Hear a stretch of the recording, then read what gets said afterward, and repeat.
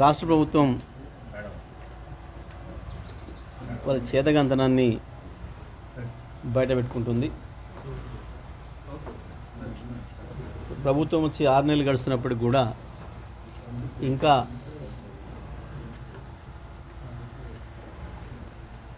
ఆరోపణలతోని పబ్బం గడపాలనుకుంటున్నారు.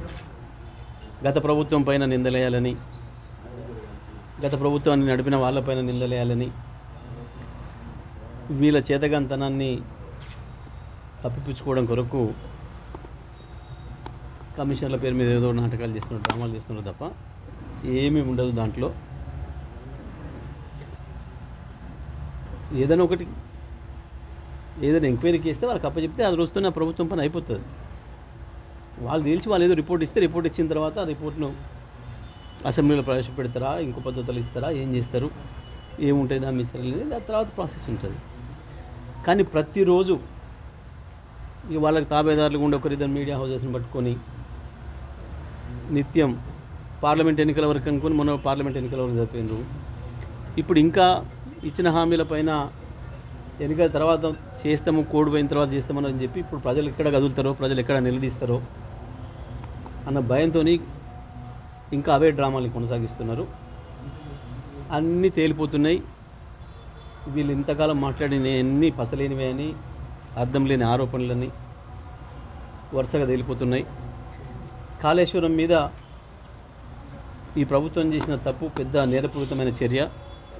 దాన్ని వెంటనే పనులు ప్రారంభించి రైతులకు నీళ్ళు ఇవ్వడానికి ఏర్పాటు చేయాల్సింది. కానీ 4 నెలలు పైగా ఆలస్యం చేసి ఇప్పుడు హడావుడిగా ఏదో పని చేస్తున్నామని చెప్పేసి మొదలుపెట్టి ఉరుకుల పరుగుల మీద పోతున్నారు.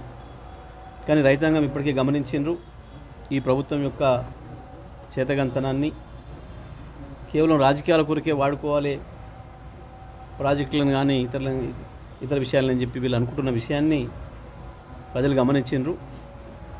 మీరు ఇదే పద్ధతుల్లో ఇతరుల మీద ఆరోపణలు చేసుకుంటూ 5 ఏళ్ళు గడపలేరు. ప్రజలు అప్పుడే రోడ్ల మీదకి వస్తున్నారు. ఇప్పటికే నీళ్ళు ఇచ్చే విషయంలో విఫలమైనరు. విద్యుత్ విషయంలో ఇప్పటికీ కూడా విద్యుత్ శాఖ మంత్రి అబద్ధాలు ఆడుతూ గడపాలనుకున్నాడు. రాత్రి హైదరాబాద్లోనే సగం హైదరాబాద్లో తెల్లందాక కరెంట్ లేదు. ఈ గ్రామాలలోనైతే చెప్పే పనే లేదు. మేము ఇచ్చిన కరెంటుని ఇవ్వడం చేత కావట్లేదు వీళ్ళకి.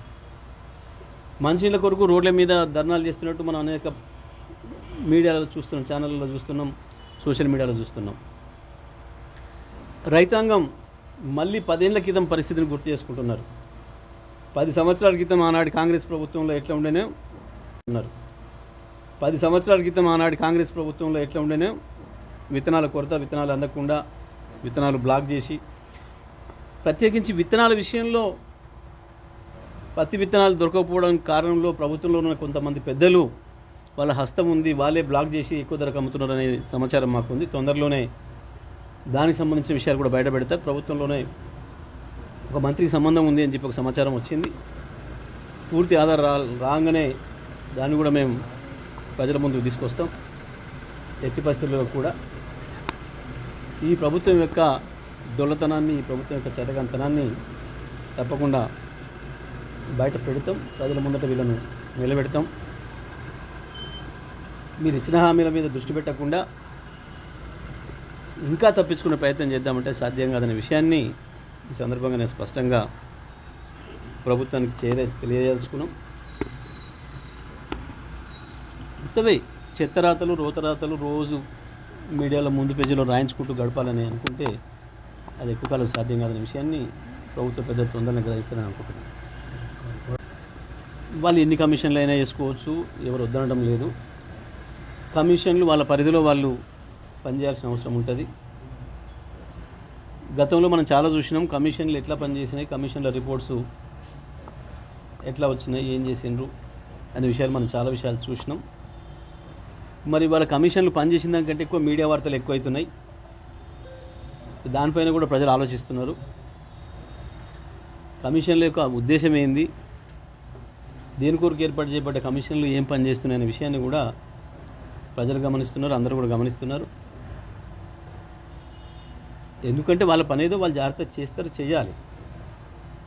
కానీ ప్రతిరోజు దాన్ని ఏందో వార్తల్లో పెట్టి ఇప్పుడు రైతు రుణమాఫీకి మళ్ళీ ప్రజలు మొదలుపెట్టింది. ఎందుకంటే ఆగస్టు 15 డేట్ పెట్టుకున్నారు కాబట్టి ఆగస్టు 10 వస్తుందా రాదా అని ఎదురు చూస్తున్నారు రైతులు. దాంట్లో నుంచి తప్పించడం కొరకు ఇంకా నెల రోజులు, ఇంకా 2 నెలలు ఇట్లనే గడుపుదామనే ఒక ప్రయత్నం ప్రభుత్వం చేస్తున్నట్టు కనబడుతుంది. దాని కొరకే ఈ కమిషన్లను వాడే ప్రయత్నం చేస్తున్నారు. రాజకీయాల కొరకు వాడుకున్నారు ఇన్ని రోజులు, ఇప్పుడు కూడా అదే ప్రయత్నం చేస్తున్నట్టు కనబడుతుంది. కానీ ఏప్రిల్ 10 తర్వాతనైనా మీరు ఇప్పుడు చేసినవన్నీ ప్రజలు చేపి చూపిస్తారు. మీకు మీ డ్రామాలు, మీ డ్యాన్సులు అన్నింటినీ కూడా ప్రజలు అర్థం చేసుకుంటున్నారు. తప్పకుండా కమిషన్లు ఉంటే కమిషన్లు, ఏదైనా విషయం అడిగితే వారికి సమాచారం కావాలంటే ఇవ్వడానికి అందరు సిద్ధంగా ఉన్నారు. ఎవరైనా ఇస్తారు, అందులో సందేహం ఏం లేదు. కానీ ప్రభుత్వం చేస్తున్న డ్రామాలు, కమిషన్లు అడ్డం పెట్టుకొని ప్రభుత్వం చేస్తున్న డ్రామాలు కూడా ప్రజలు గమనిస్తున్నారు.